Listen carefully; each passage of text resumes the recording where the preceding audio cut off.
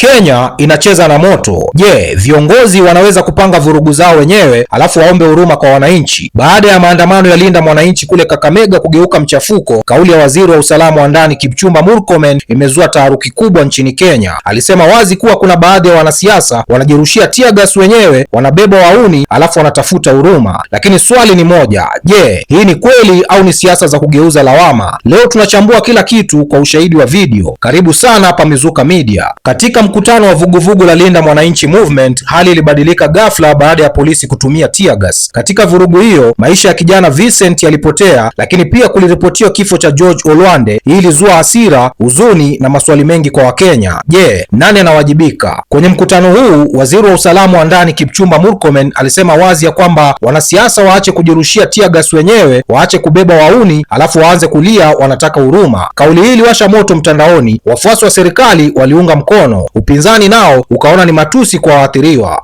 I want to request politicians, wale walikuwa Kakamega jana, wale walikuwa Nyeri, wale wamekuwa Nairobi, nendeni mikutano kwa amani. Nenda mkutano, tutaweka polisi kwa hiyo mkutano, lakini msitupatie hii comedy yenye mnaenda mkutano na tear gas.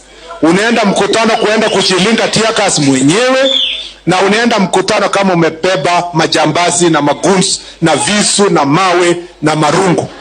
That we will deal with it firmly. The IG has a responsibility to ensure yule mtu alikuwa anatupa tear gas jana ndio blame police officers. He must be searched and arrested for that kind of acts of trying to seek for sympathy and to incite the people of Kenya.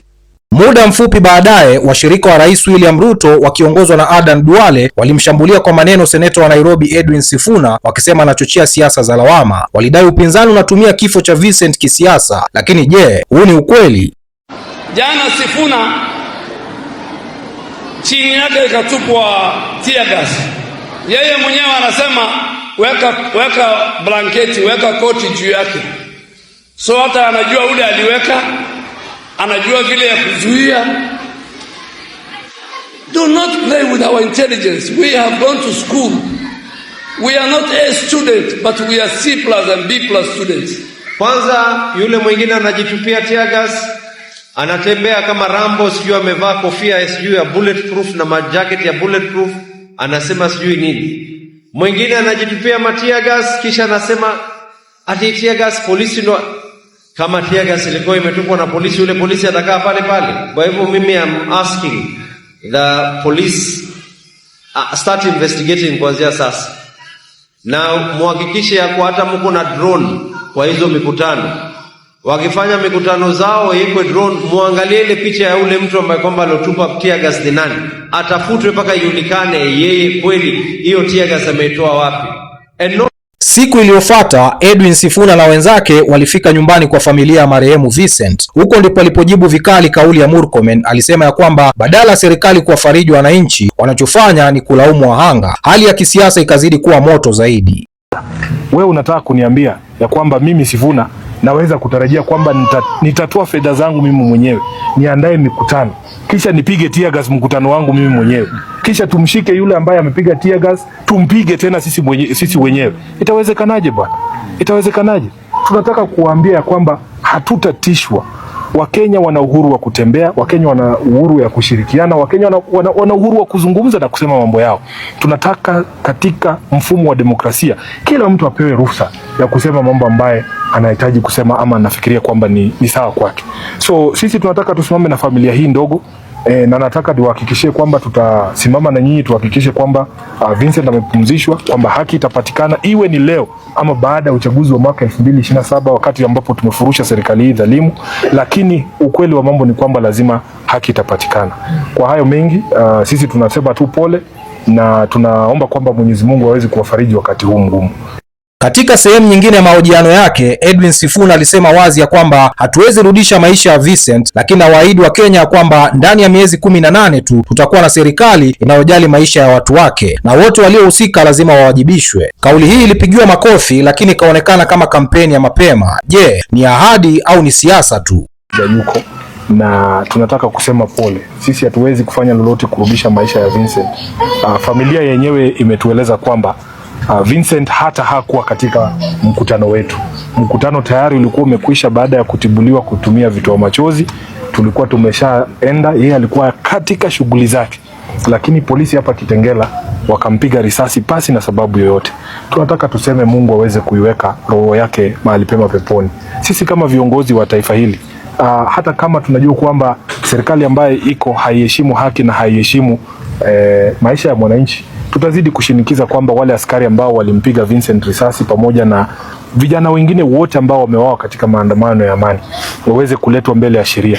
Tunajua kwamba William Ruto hatafanya mambo haya, lakini nataka kukupa hope kidogo dada yangu, ya kwamba chini ya miezi 18 kwa mapenzi ya Mwenyezi Mungu tutakuwa na serikali ambayo inaheshimu maisha, na wale wote ambao wamehusika katika kuchukua maisha ya Vincent na wengine kama yeye bila sababu yoyote lazima watafika kizimbani kujibu mashtaka ambaye itawakabidhi. Mbunge wa Embakasi East Babu Owino naye alizungumza kuhusu kifo cha George Olwande. Alisisitiza kuwa maisha ya vijana yanapaswa kulindwa, sio kuchezewa kisiasa. Hapa ndipo mjadala ulipozidi kupanuka kitaifa zaidi. We also condemn the death that occurred on Saturday at Mbale, where a rogue PS sent goons. A PS in charge of insecurity sent goons to attack one George Olwande. And those goons killed George. Then today the DCI is clearly issuing a statement saying that it was a mob justice. How can it be a mob justice where we were holding a peaceful rally? Which mob was attacking our supporter? And the so-called the mob, we came there to listen to us. This person was killed before we even reached the scene, because the only mistake he did was to come and listen to us, was just to support Sifuna and myself and other leaders, was just to come and say that enough is enough, there is high cost of living, that there is unemployment, that there is overtaxation, that we needed this to stop. And this will stop, because even those who kill, one day you are going to die. And I want to tell you that we have the numbers. You will not manage all of us. I want to thank you and God bless you. Baadhi ya wanahabari wa Kenya walichambua tukio hili kwa kusema waziri wa usalama Kipchumba Murkomen anapaswa kujua kuwa Kenya ya leo sio ile ya zamani na kwamba hakuna wajinga tena. Kauli hii inaongeza pressure kwa serikali. Wajinga waliisha hii Kenya zamani, my friend. That is the message to Kipchumba Murkomen. Yule mtu alikuwa anatupa tear gas jana ndio blame police officers. He must be searched and arrested. There's nothing you can take away from that clip except an indictment of CS Murkomen and the police service. Whichever way you spin it. If you're saying that leaders are going to rallies with their own tear gas, are civilians goons. Are civilians procuring tear gas themselves? Is there a tear gas shop that we are unaware of? And if where there people is, and if there is, yeah, why is it operating? Where are the DCI intelligence? In DCI Crime and Investigations Bureau. Yeah. Our sleuths. with the compositions on Twitter. Yeah. Why? How are these guys operating? That you people are actually able to carry tear gas? If they carry tear gas to the Rigathi Gachagua church thing the other day, if they had the tear gas in Kitengela last weekend, if they had the tear gas in Kakamega this weekend, I mean, this is a thriving business. It is. And the police, Kipchumba is telling us that the police are just sitting there, don't know where he tear gas, knows one another. Imagine that. But unajua si ya polisi. Yeah. And it's been so many weeks of no action. Yeah. By the way, William Ruto used to say when he was campaigning as president, wacha nikwambia my friend, wajinga waliisha hii Kenya zamani. Wajinga waliisha hii Kenya zamani, my friend.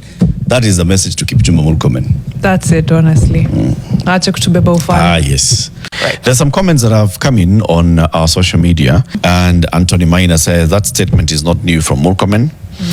Agri Momanyi is asking, so why hasn't anybody been arrested with this information that the ministry has? Yeah. Charles Ndongo, these are the kind of nonsensical issues that we should not forget. Wajinga waliisha, waliobaki wako serikalini kama viongozi. Then HR Makanda has a different point of view. He says, you guys are a little bit dishonest. Is it news that Kenyans have illegal firearms? No, it's not. If there are people with guns and grenades, what is tear gas? Kweli kabisa. The issue is, if it is illegally being held, and the authorities know that you are holding an illegal Imagine. weapon, right? Then the police should take action immediately. It is illegal. If you're holding a firearm illegally, and the police know that you're holding a firearm illegally, the police should take all the action to disarm you and to make you face justice. Yes. Yeah. So if anybody is holding tear gas illegally, then we should not even be discussing it. We shouldn't wait for a moment where it is deployed on innocent people. Yeah. We should make sure that you avoid that situation. Yep. It's what we saw with the NIS and the Special Operations Team of the National Police Service when they saw that they had intelligence of some people who were plotting a terror attack. They made sure it doesn't happen. Stop it before it happens. You can't come and tell us, watu walikuwa na silaha. No.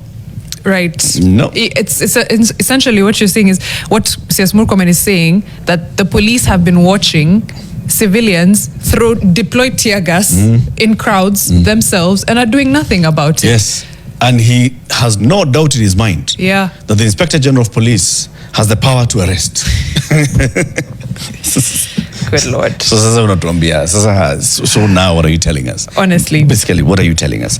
Those questions ought to be answered. Kipchumba should not be talking like this when he knows that there is pending investigations that have not commenced on what happened in Othaya. Utanza Witima ni Othaya? Yes. Oh, okay. Right? What happened there? What happened in Kitengela? What has happened now, the day before yesterday? What's happening in all these political meetings where people just come and disrupt and tear gas is lobbed and people in charge, children, elderly people in charge just have to inhale tear gas. And then you come and tell us it is these politicians. Indeed, if it is the politicians, action should be taken. Right. Don't give us threats every day, because now those threats just become nothing. Nothing. They make you look incredibly untrustworthy. Completely so. Completely so. Kenya iko katika wakati mgumu sana. Kila upande unatoa lawama, lakini ukweli unabaki kuwa kuna maisha yamepotea. Je, Kipchumba Murkomen alikuwa sahihi au kauli yake imeongeza mgawanyiko? Na je, upinzani unatumia vifo hivi kama mtaji wa kisiasa? Niachie maoni yako kwenye comment section, lakini kumbuka, siasa ni mchezo wa nguvu, lakini maisha ya mwananchi si siasa. Bwana, mimi naitwa Rish Mizuka, sauti ya vijana wa Afrika Mashariki. Namba 1 ni mimi, namba 2 ni mimi, namba 3 ni mimi, 4 na 5 na waachia nyinyi hapo. Bwana, tukutane kwenye video ijayo. I want to request politicians, wale walikuwa Kakamega jana, wale walikuwa Nyeri, wale wamekuwa Nairobi, nendeni mikutano kwa amani. Nenda mkutano, tutaweka polisi kwa hiyo mkutano, lakini msitupatie hii comedy yenye mnaenda mkutano na tear gas, unaenda mkutano kuenda kuchilinga tear gas mwenyewe, na unaenda mkutano kama umebeba majambazi na maguns na visu na mawe na marungu. That we will deal with it firmly. The IG has a responsibility to ensure yule mtu alikuwa anatupa tear gas jana ndio blame police officers. He must be searched and arrested for that kind of acts of trying to seek for sympathy and to incite the people of Kenya.